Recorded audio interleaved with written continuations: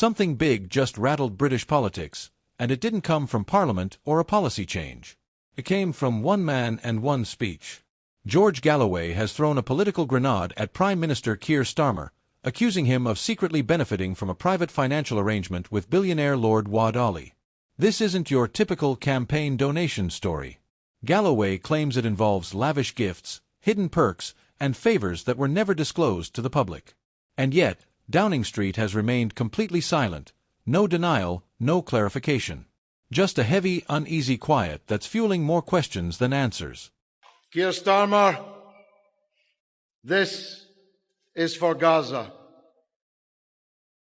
You have paid and you will pay a high price for the role that you have played in enabling, encouraging, and covering for the catastrophe presently going on in occupied Palestine in the Gaza. Something explosive just hit British politics, and it didn't come from Parliament, a leaked memo, or a rogue minister. It came from one man known for detonating political earthquakes with nothing but a microphone. George Galloway stepped forward and delivered an accusation so bold, so furious, and so incendiary that the entire political class froze. Starmer is now widely held in Britain to be screwing the entire country. That's what concerns me. And he is in an improper relationship with the gay Bangladeshi billionaire Lord Alli. That improper relationship is a financial one. Keir Starmer has accepted utterly inappropriate gifts and financial support from Lord Alli in the first instance without declaring it. This is a matter... It was the wrong thing to do, you plonker. And then he goes, it didn't cost the taxpayer a penny. Well, that's all right then. I mean, who on earth thinks it's okay to take money from a lord who's loaded in order to put your child in an apartment that he owns so that he can study peacefully? What influence does Lord Alli have on this government? I keep asking the question, I keep getting no answers. Let's talk to Dave. He's got a view.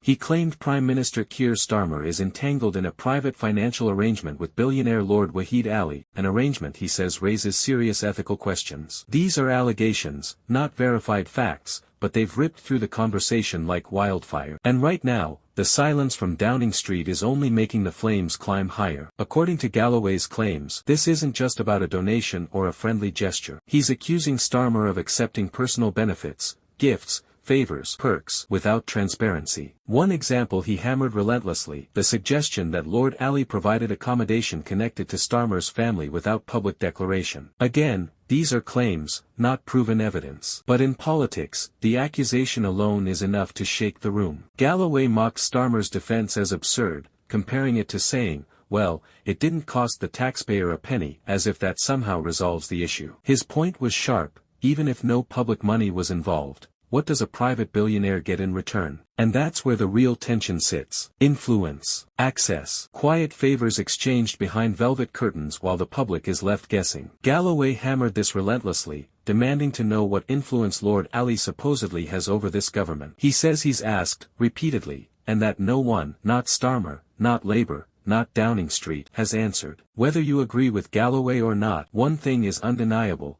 Unanswered questions create political oxygen. People will fill the silence with their own conclusions unless a leader steps forward with clarity. And so far, that clarity hasn't come. Then came the rhetorical blowtorch. Galloway called the alleged arrangement utterly inappropriate. He mocked the idea of a prime minister accepting personal benefits while lecturing the country on ethics, equality, and transparency. And he didn't stop there. He directly slammed the judgment behind it. Who on earth thinks it's okay, he asked, to take money from a billionaire lord so your child can have a peaceful place to study? Whether the claim is accurate or not, the emotional punch hit its target. It tapped into a national resentment toward privilege, double standards, and the feeling that politicians live by rules separate from everyone else. It finally happened. The moment political commentators have been whispering about for months, the moment Keir Starmer's carefully polished, painfully scripted image finally cracked in full public view. And the person who split it open wasn't a rival MP, a fiery journalist, or a viral activist. No, it was Jeremy Clarkson, a man half the country sees as a legend, the other half sees as a menace, and absolutely no one sees as someone who holds back. In one vicious, hilarious, completely unscripted rant, Clarkson said what millions have been thinking, and Starmer never saw the punch coming. It started with a simple question: what's your message to the new government? And Clarkson's answer hit like a runaway tractor. He blasted the government as a group who haven't set foot outside Kentish town for 35 years. Then, when asked if he'd invite Prime Minister Starmer to his pub, Clarkson didn't just say no, he said Starmer was banned. As in, officially banned. As in, his name is on a board in the hallway, banned. The man who once test drove tanks for fun has now test-driven Starmer's reputation, straight into a ditch. And the nation is watching with popcorn. And if that wasn't enough, Clarkson went after what many see as Starmer's biggest flaw: he always looks confused. Not normal confusion, the political kind. The kind where every sentence sounds like he's reading someone else's notes. Every interview looks like he's trying to remember why he entered the room. The man was a top lawyer, yet half the time he looks like a substitute teacher who accidentally got put in charge of the whole country. And Clarkson tore straight into that image, describing Starmer as a leader who turns confusion into strategy and indecision into performance art. Because let's be honest, Starmer's trademark move is the fence sit. Ask him about migration, he'll give you two answers. Ask him about climate policy, he'll praise activists while winking at industry donors. Brexit, he respects it, or revisits it, or redefines it. Depends on the weather. Clarkson summed up what millions feel: Starmer isn't leading, he's hovering. Britain wants bold, Britain gets beige. And every time he opens his mouth,